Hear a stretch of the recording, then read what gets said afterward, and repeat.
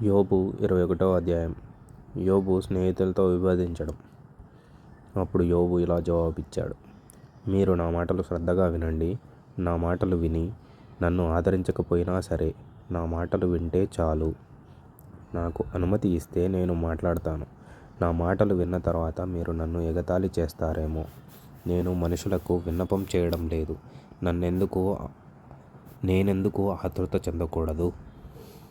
మీ నోళ్లపై చేతులు ఉంచుకొని నన్ను పరిశీలించి చూసి ఆశ్చర్యపడండి. ఈ విషయాలను గురించి తలుచుకుంటే నాకేమీ తోచడం లేదు. నా శరీరం అంతా వణికిపోతుంది. భక్తిహీనులు ఇంకా ఎలా బతికి ఉన్నారు? వాళ్ళు ముసలివాళ్ళు అవుతున్నా ఇంకా బలంగా ఉంటున్నారెందుకు? వాళ్ళు బతికి ఉండగానే వాళ్ళ సంతానం, వాళ్ళు చూస్తూ ఉండగానే వాళ్ళ కుటుంబాలు చక్కబడుతున్నాయి. వాళ్ళ సంతానానికి ఎలాంటి ఆపద కలగడం లేదు. వాళ్ళు క్షేమంగా ఉన్నారు. దేవుని కాపుదల వాళ్ళపై ఉంటుంది. వాళ్ళ పశువులు దాటితే తప్పకుండా చూలు కలుగుతుంది. ఆవులు తేలికగా ఈనుతున్నాయి.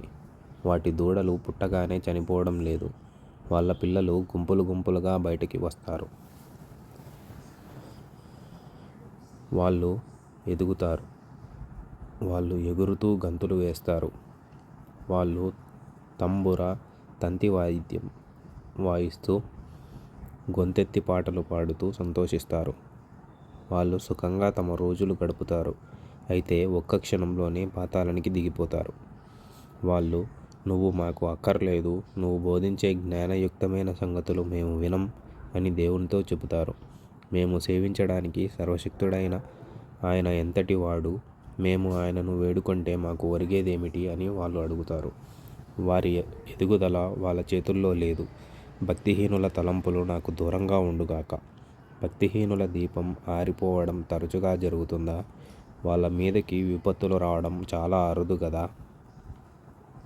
ఆయన వాళ్ళపై కోపం తెచ్చుకొని వాళ్లకు ఆపదలు కలిగించడం, వాళ్ళను తుఫాను కొట్టుకుపోయే చెత్తలాగా, గాలికి ఎగిరిపోయే పొట్టులాగా చేయడం తరచూ జరగదు కదా. వాళ్ళ పాపాలన్నీ వాళ్ళ సంతానం మీద మోపడానికి ఆయన వాటిని దాచి ఉండవచ్చు అని మీరు అంటున్నారు. పాపం చేసిన వాళ్ళే వాటిని అనుభవించేలా ఆయన వారికే ప్రతిఫలం ఇవ్వాలి. తమ నాశనాన్ని వాళ్ళు స్వయంగా చూడాలి. సర్వశక్తుడైన దేవుని కోపాగ్నిని వారు అనుభవించాలి. వాళ్ళ జీవితకాలం ముగిసిపోయి చనిపోయిన తర్వాత ఇంటి విషయాల మీద వాళ్లకు శ్రద్ధ ఎలా ఉంటుంది?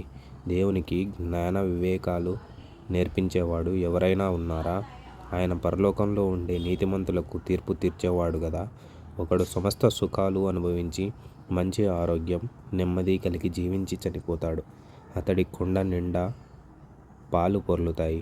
అతడి ఎముకలు సత్తువ కలిగి ఉంటాయి. మరొకడు ఎన్నడూ సుఖ సంతోషాలు అనేవి తెలియకుండా మనోవేదన గలవాడై చనిపోతాడు. ఇద్దరినీ సమానంగా ఒకే వరుసలో మట్టిలో పాతిపెడతారు. ఇద్దరినీ పురుగులు కప్పివేస్తాయి. నాకు వ్యతిరేకంగా మీరు పన్నుతున్న కుట్రలు నాకు తెలుసు. మీ మనసులోని ఆలోచనలు నేను గ్రహించాను. ఉన్నత వంశస్థుల గృహాలు ఎక్కడ ఉన్నాయి? దుర్మార్గుల నివాసాలు ఎక్కడ ఉన్నాయి అని మీరు అడుగుతున్నారు కదా. దేశంలో ప్రయాణాలు చేసే యాత్రికులను మీరు అడగలేకపోయారా? వాళ్ళు చెప్పిన విషయాలు మీరు అర్థం చేసుకోలేకపోయారా? ఆ విషయాలు ఏమిటంటే, ఆపద కలిగిన రోజున దుర్మార్గులు తప్పించుకుంటారు. ఉగ్రత దిగి వచ్చే రోజున వాళ్ళు దాని నుండి పక్కకు తొలగించబడతారు. వాళ్ళ ప్రవర్తన బట్టి వాళ్లకు ఎదురు నిలిచి మాట్లాడగలిగేది ఎవరు? వారు చేసిన పనులను బట్టి వారికి శిక్ష విధించేవాడు ఎవరు? వాళ్ళు చనిపోతే సమాధి అవుతారు. ఆ సమాధికి కాపలా ఉంటుంది. పళ్ళెంలో మట్టి పెంకులు వారికి సుఖం ఇస్తాయి. మనుషులంతా వాళ్ళనే అనుసరిస్తారు. గతంలో లెక్కలేనంత మంది వాళ్లకు ముందుగా ఇలాగే చేశారు. మీరు చెప్పే జవాబులు నమ్మదగినవిగా లేవు. ఇలాంటి వ్యర్థమైన మాటలతో మీరు నన్నెలా ఓదార్చాలని చూస్తున్నారు?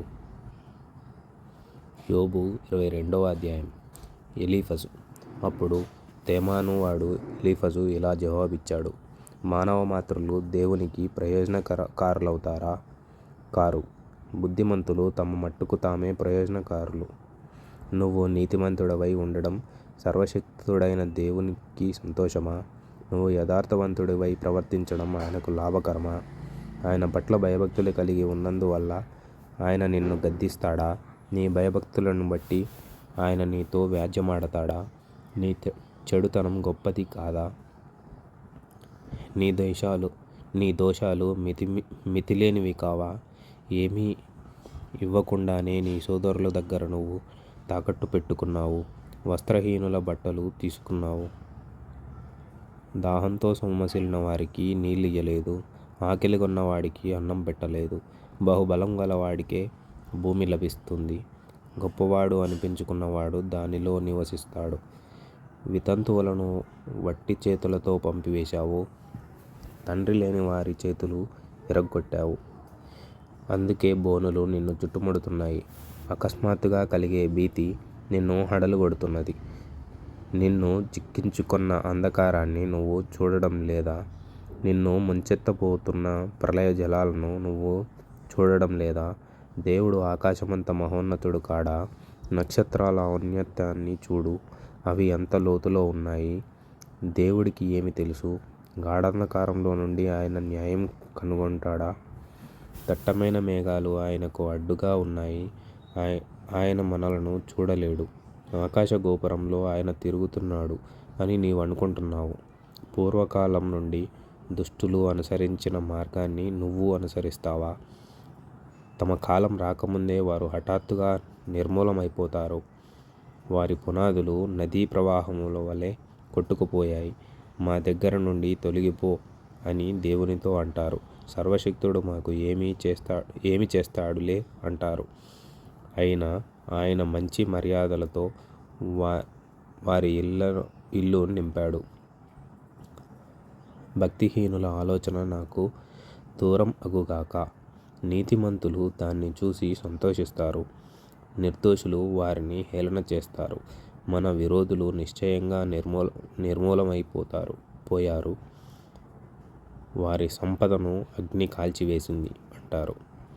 ఆయనతో సహవాసం చేస్తే నీకు శాంతి సమాధానాలు కలుగుతాయి. ఆ విధంగా నీకు మేలు కలుగుతుంది. ఆయన నోటి నుండి వచ్చే ఉపదేశాన్ని అవలంబించు. ఆయన మాటలను నీ హృదయంలో ఉంచుకో. సర్వశక్తుని వైపు తిరిగి నీ నివాసాల్లో నుండి దుర్మార్గాన్ని దూరంగా తొలగిస్తే నువ్వు అభివృద్ధి చెందుతావు. మట్టిలోని సిరి సంపదలను, సెలయేటి నీటిలో ఓఫీరు బంగారాన్ని పారవేయి. అప్పుడు సర్వశక్తుడు నీకు సువర్ణంగాను ప్రశస్తమైన వెండిగాను ఉంటాడు. అప్పుడు సర్వశక్తునిలో నువ్వు ఆనందిస్తావు. దేవుని వైపు నీ ముఖం ఎత్తుతావు. నువ్వు ఆయనకు ప్రార్థన చేయగా ఆయన నీ మనవి ఆలకిస్తాడు. నీ మొక్కుబళ్ళు నువ్వు చెల్లిస్తావు. నువ్వు దేనినైనా ఆలోచన చేస్తే అది నీకు స్థిరపడుతుంది. నీ మార్గాలపై వెలుగు ప్రకాశిస్తుంది. దేవుడు గర్విష్ఠులను వంచుతాడు. కళ్ళు దించుకునే వారిని కాపాడుతాడు. నిర్దోషి కానివాడినైనా ఆయన విడిపిస్తాడు. అతడు నీ చేతులు శుద్ధి మూలంగా విడుదల పొందుతాడు. యోబు 23వ అధ్యాయం. యోబు జవాబు. అప్పుడు యోబు ఇలా జవాబిచ్చాడు. నేటి వరకు నేను రోషంతో మొరపెడుతున్నాను. నా వ్యాధి నా మూలుగుల కంటే భారంగా ఉంది. ఆయన నివాస స్థానం దగ్గరికి నేను చేరేలా ఆయనను ఎక్కడ కనుగొంటానో అది నాకు తెలిస్తే ఎంత బావుణ్ణు. ఆయన సమక్షంలో నేను నా వాదన వినిపిస్తాను. వాదోపవాదాలతో నా నోరు నింపుకుంటాను. ఆయన నాకు జవాబుగా ఏమి పలుకుతాడో అది నేను తెలుసుకుంటాను. ఆయన నాతో పలికే మాటలను అర్థం చేసుకుంటాను. ఆయన తన అధిక బలంతో నాతో వ్యాజ్యమాడుతాడా? ఆయన అలా చేయడు. నా మనవి ఆలకిస్తాడు. అప్పుడు యథార్థవంతుడు ఆయనతో వ్యాజ్యమాడగలుగుతాడు. కాబట్టి నేను నా న్యాయాధిపతి ఇచ్చే శిక్ష శాశ్వతంగా తప్పించుకుంటాను. నేను తూర్పు దశకు వెళ్ళినా ఆయన అక్కడ లేడు. పడమటి దిశకు వెళ్ళినా ఆయన కనబడటం లేదు. ఆయన పనులు జరిగించే ఉత్తర దిశకు పోయినా ఆయన నాకు కానరావడం లేదు. దక్షిణ దిశకు ఆయన ముఖం తిప్పుకున్నాడు. నేను ఆయనను చూడలేను. నేను నడిచే దారి ఆయనకు తెలుసు. ఆయన నన్ను పరీక్షించిన తరువాత నేను బంగారంలాగా కనిపిస్తాను. నా పాదాలు ఆయన అడుగుజాడలను వదలకుండా నడిచాయి. నేను ఇటు అటు తొలగిపోకుండా ఆయన మార్గం అనుసరించాను. ఆయన పెదవుల నుండి వచ్చే ఆజ్ఞను నేను విడిచి తిరగలేదు. ఆయన నోటి మాటలను నా స్వంత అభిప్రాయాల కంటే ఎక్కువగా ఎంచుకున్నాను. అయితే మార్పులేనివాడు ఆయనను దారి మళ్లించగలవాడెవడు? ఆయన తనకు ఇష్టమైనది ఏదో అదే చేస్తాడు. నా కోసం తాను సంకల్పించిన దాన్ని ఆయన నెరవేరుస్తాడు. అలాంటి పనులను ఆయన అసంఖ్యాకంగా జరిగిస్తాడు. కాబట్టి ఆయన సన్నిధిలో నేను కలవరపడుతున్నాను. నేను ఆలోచించిన ప్రతిసారి ఆయనకు భయపడుతున్నాను. దేవుడు నా హృదయాన్ని కుంగజేశాడు. సర్వశక్తుడే నన్ను కలవరపరిచాడు. అంధకారం కమ్మిన, గాఢాంధకారం నన్ను కమ్మినా నేను నాశనమైపోలేదు. యోబు 24వ అధ్యాయం. సర్వశక్తుడు దుష్టులను శిక్షించే నియామక కాలాలను ఎందుకు ఏర్పాటు చేయడు? ఆయనను ఎరిగినవారు ఆయన తీర్పు దినాలను ఎందుకు చూడడం లేదు? సరిహద్దు రాళ్లను తీసేసి వారు ఉన్నారు. వారు అక్రమం చేసి మందలను ఆక్రమించుకొని తమ గడ్డి భూముల్లో వాటిని ఉంచుకుంటారు. వారు తండ్రి లేని వారి గాడిదను తోలేస్తారు. విధవరాలి ఎద్దును తాకట్టు పెట్టుకుంటారు. వారు అవసరంలో ఉన్న వారిని తమ దారుల్లో నుండి తప్పిస్తారు. దేశంలో పేదలు వారి కంటపడకుండా దాక్కోవలసి వచ్చింది. అరణ్యంలోని అడవి గాడిదలు తిరిగినట్టు పేదలు బయలుదేరి ఆహారం కోసం వెతుకులాడుతారు. ఎడారిలో వారి పిల్లలకు ఆహారం దొరుకుతుంది. పొలంలో వారు తమ కోసం గడ్డి కోసుకుంటారు. దుష్టుల ద్రాక్ష తోటల్లో పరిగ ఏరుకుంటారు. బట్టలు లేక రాత్రి అంతా పడుకొని ఉంటారు. చలిలో కప్పుకోవడానికి ఏమీ లేక అలా పడి ఉంటారు. పర్వతాల మీద జల్లులకు తడుస్తారు. ఆశ్రయం లేనందువల్ల బండను కౌగలించుకుంటారు. తండ్రి లేని పిల్లను తల్లి రొమ్ము నుండి లాగేసే వారు ఉన్నారు. 9వ వచనం. తండ్రి లేని పిల్లను తల్లి రొమ్ము నుండి లాగేసే వారు ఉన్నారు. వారు దరిద్రుల దగ్గర తాకట్టు పుచ్చుకుంటారు. దరిద్రులు కట్టుబట్టలు లేక తిరుగులాడుతారు. ఆకలితో ఇతరుల పనులను మోసుకుంటూ పోతారు. వారు తమ యజమానుల ప్రహరీ లోపల నూనె గానుగలు ఆడిస్తారు. ద్రాక్ష గానుగలను తొక్కుతూ తాము మాత్రం దాహంతో ఉంటారు. పట్టణంలో మనుషులు మూలుగుతూ ఉంటారు. క్షతగాత్రులు మొరపెడుతూ ఉంటారు. కానీ దేవుడు వారి ప్రార్థనలు పట్టించుకోడు. ఈ దుష్టులు కొందరు వెలుగు మీద తిరుగుబాటు చేస్తారు. వారు దాని మార్గాలను గుర్తించరు. దాని త్రోవల్లో నిలువరు. తెల్లవారే సమయంలో హంతకుడు బయలుదేరుతాడు. వాడు పేదలను, అవసరంలో ఉన్న వారిని చంపుతాడు. రాత్రివేళ వాడు దొంగతనం చేస్తాడు. వ్యభిచారి ఏ కన్నైనా తనను చూడదనుకొని తన ముఖానికి ముసుగు వేసుకొని సంధ్య చీకటి కోసం కనిపెడతాడు. దుర్మార్గులు చీకట్లో కన్నం వేస్తారు. పగలు దాక్కుంటారు. వారు వెలుగును చూడరు. ఉదయం వారి దృష్టిలో దట్టమైన అంధకారం, గాఢాంధకారం. భయాలు వారికి ఏమీ ఇబ్బందిగా అనిపించవు. వారు జలాల మీద తేలికగా కొట్టుకుపోతారు.